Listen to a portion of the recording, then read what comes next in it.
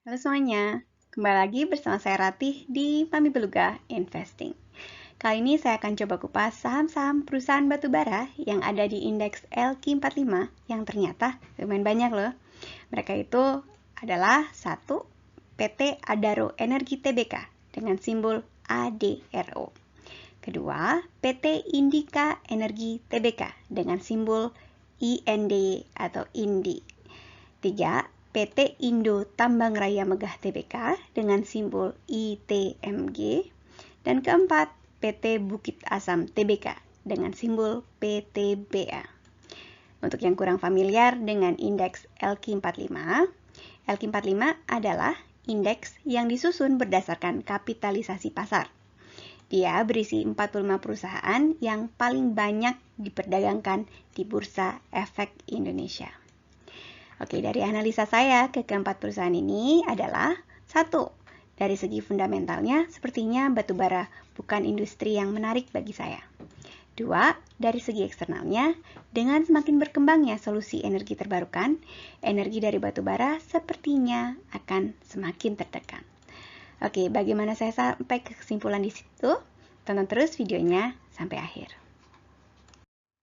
Disclaimer ya, ini video amatir dengan riset amatir. Tujuannya untuk mendokumentasikan perjalanan saya untuk belajar investasi saham dari awal.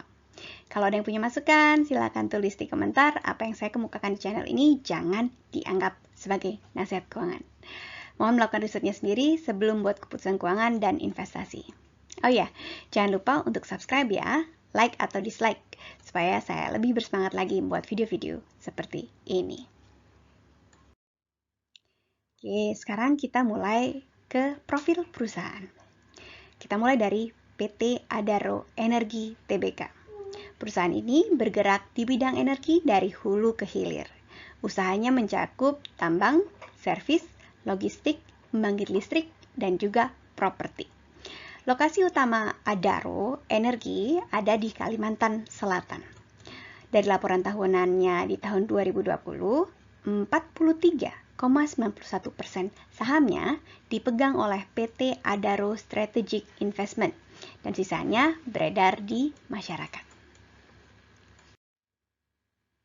Kemudian kita lanjut ke PT Indika Energi Tbk dengan kode saham IND atau INDI.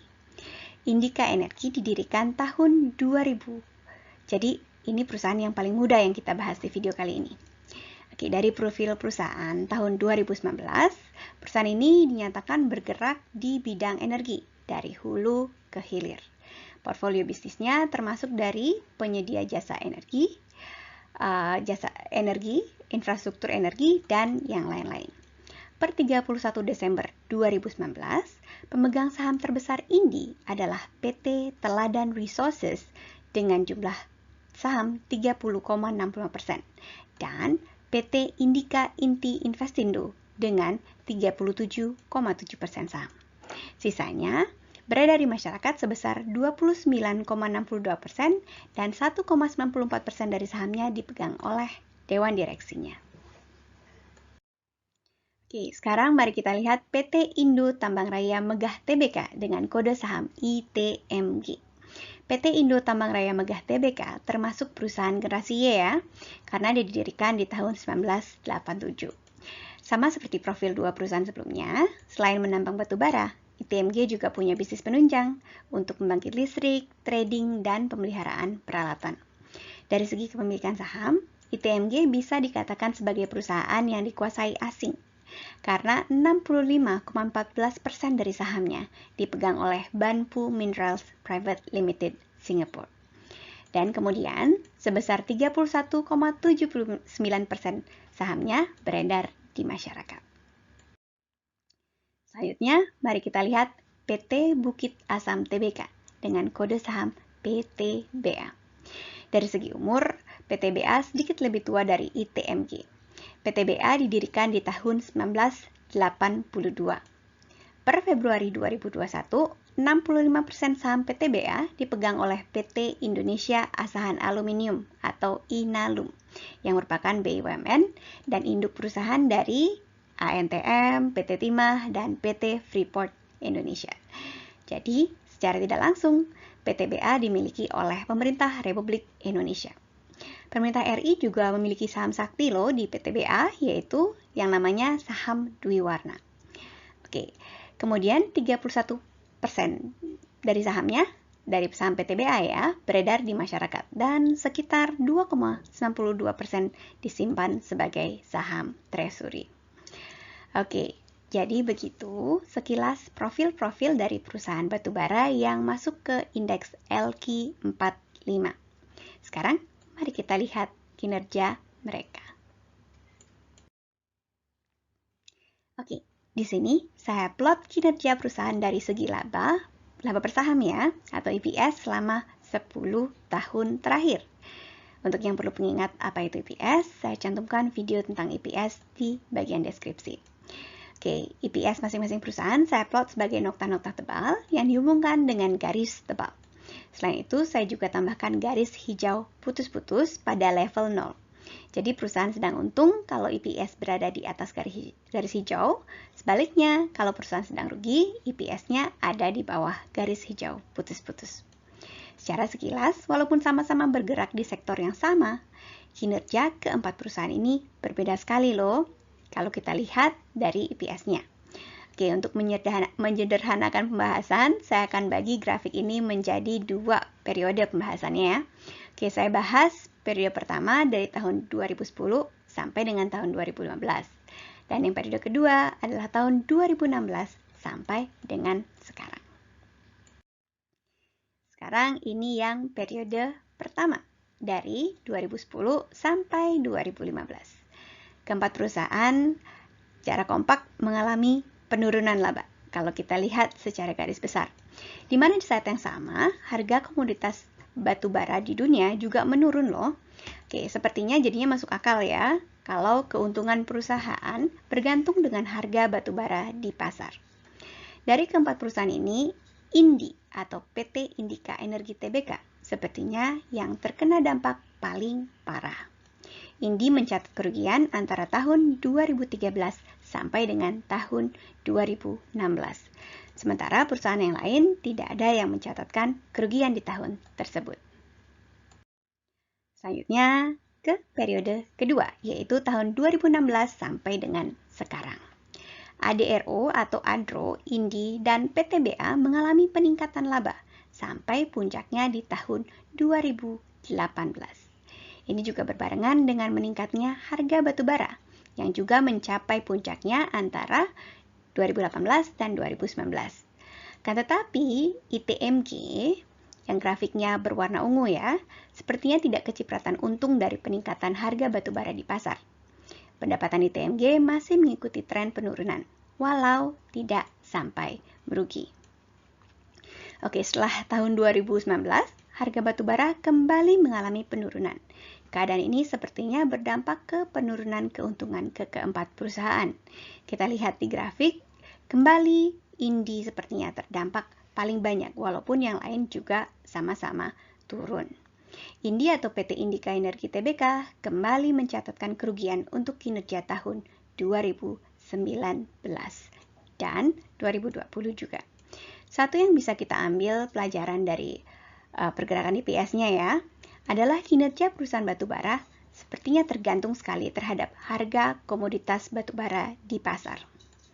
Oke, demikian EPS tahunannya. Sekarang, mari kita lihat bagaimana kinerja keempat perusahaan ini pada saat pandemi.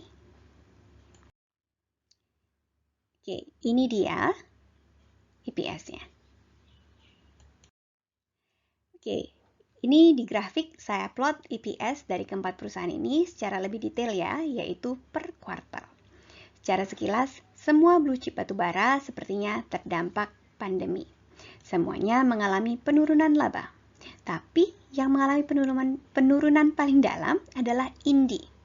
Tapi juga Indi memang sudah sempat menurun di tahun-tahun sebelumnya. Jadi mungkin bukan cuma pandemi, tapi pandemi memperparah penurunannya. Dari keempat perusahaan ini, cuma PTBA atau Bukit Asam yang tidak sampai merugi di 8 kuartal terakhir. 8 kuartal terakhir maksud saya adalah dari kuartal pertama 2019 sampai dengan kuartal terakhir 2020. Oke, untuk selanjutnya, mari kita lihat seberapa besar bagian dari keuntungan yang dibagikan menjadi dividen. Lanjut ke dividen. Nah, di grafik ini saya plot bagian laba perusahaan yang dibagikan sebagai dividen. Di sini dividen per lembar saham tiap tahunnya saya plot dengan nokta tebal dihubungkan dengan garis tebal. Di setiap nokta saya juga berikan dua angka. Angka yang di atas adalah besaran dalam rupiah per saham. Kemudian angka yang di bawah adalah persentase dari laba perusahaan. Oke, sebagai perbandingan laba perusahaan juga saya plot sebagai garis tipis. Oke, sekarang kita lihat satu persatu ya. Untuk ADRO, selama 6 tahun terakhir, dividen yang dibagikan ke pemegang saham lumayan sebanding dengan laba perusahaan. Dividennya naik teratur dari tahun 2014 sampai dengan tahun 2017. Berbanding lurus dengan peningkatan laba perusahaan. Kemudian dividennya turun di tahun 2018. Dan ini karena labanya juga turun. Selanjutnya, IND. Sepertinya lumayan wajar ya dividennya. Dia dibagikan cuma pada saat perusahaannya sedang untung. Kecuali tahun 2019, karena di tahun 2019 perusahaannya sedang mengalami kerugian, tapi dia tetap membagikan dividen. Lanjut ke ITMG. Di sini grafiknya berwarna ungu ya, yang sepertinya lain daripada yang lain dari segi dividennya. Dividen ITMG meningkat dari tahun 2015 sampai puncaknya di tahun 2017. Walaupun labanya menurun saat periode itu, dividen kemudian menurun sampai tahun 2019. Walaupun labanya sepertinya meningkat. Hal yang bikin saya khawatir adalah antara tahun 2016 sampai dengan tahun 2018, dividennya jauh lebih banyak daripada labanya. Terakhir, di sini ada PTBA. Bagian dari laba yang dibagikan menjadi dividen oleh PTBA di tahun 2014 sampai dengan 2016 cukup kecil, yaitu masih di bawah 10%, sekitar 6 sampai dengan 7% ya. Tapi kemudian dia meningkat drastis menjadi kisaran 70%-an, bahkan menjadi 80%-an, 88% ya di tahun 2019. Pada saat 2017, ini bertepatan dengan PTBA menjadi salah satu anak perusahaan dari holding tambang pemerintah yaitu Inalum. Apakah gara-gara itu? Saya kurang tahu, tapi timingnya pas sekali ya, meningkat persentase pembagian dividennya. Oke, begitu tadi kita lihat apa yang dinikmati oleh pemegang saham melalui dividen. Oke, selanjutnya kita tanya ya, apakah ada dari perusahaan ini yang menarik untuk dikoleksi? Oke, mari sekarang kita bahas harga wajar versi saya, versi Mami Beluga.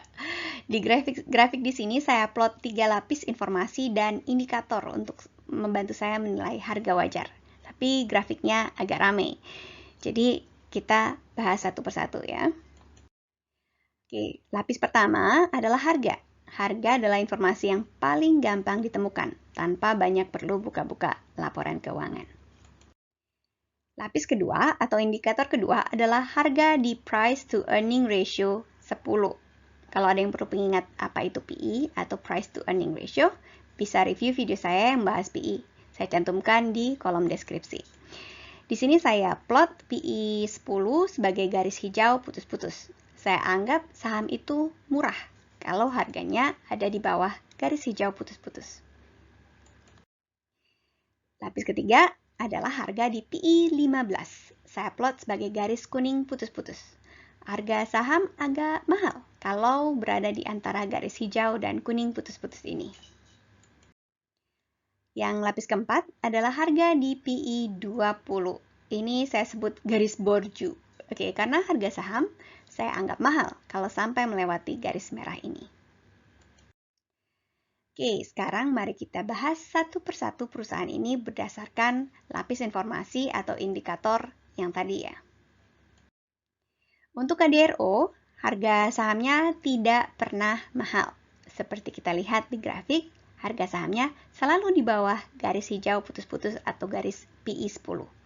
Dan untuk saat ini, April 2021, Saya rasa batas harga nyaman saya adalah Rp1.948 per lembar. Kemudian Indi. Saya kurang bisa banyak berkomentar karena perusahaan sedang mencatat kerugian, jadi tidak tahu harga nyamannya di mana. Indi saya rasa perlu analisa lebih dalam untuk melihat rencana perusahaan untuk perbaikan. Jadi kita lihat prospek ke depannya. Ketiga, ITMG. Saya rasa saat ini dia sedang mahal. Harganya sempat melonjak di bulan Januari 2021, walaupun tidak ada peningkatan laba. Saat video ini saya rekam di bulan April 2021, harga sahamnya berada di atas PI 15. Jadi untuk perusahaan sektor batubara, harganya sudah harga mahal ya. Terakhir, PTBA. Saya rasa juga sedang lumayan mahal, walaupun tidak semahal ITMG. Saat ini PTBA berada di PI di atas 10, tapi masih di bawah PI 15. Jadi kesimpulan saya hari ini, pertama, kinerja perusahaan di sektor batubara bergantung erat dengan harga batubara di pasar. Kedua, dari keempat perusahaan batubara yang saya bahas hari ini, sepertinya cuma ADRO yang harganya lumayan wajar. Ketiga, dengan semakin berkembangnya solusi energi terbarukan, energi dari batubara sepertinya akan semakin tertekan. Saya belum ada rencana untuk mengkoleksi saham-saham batubara, jadinya saya tidak akan membeli saham-saham perusahaan ini untuk saat ini. Tapi saya bisa saja berubah pikiran kalau saya lihat perusahaan ini keluar dari bisnis batubara atau segera agresif pindah ke usaha energi terbarukan. Oke, sekian video saya kali ini. Terima kasih sudah nonton. Ikuti terus perjalanan saya untuk belajar investasi saham ya. Oke, makasih sudah nonton. Sampai jumpa di video selanjutnya.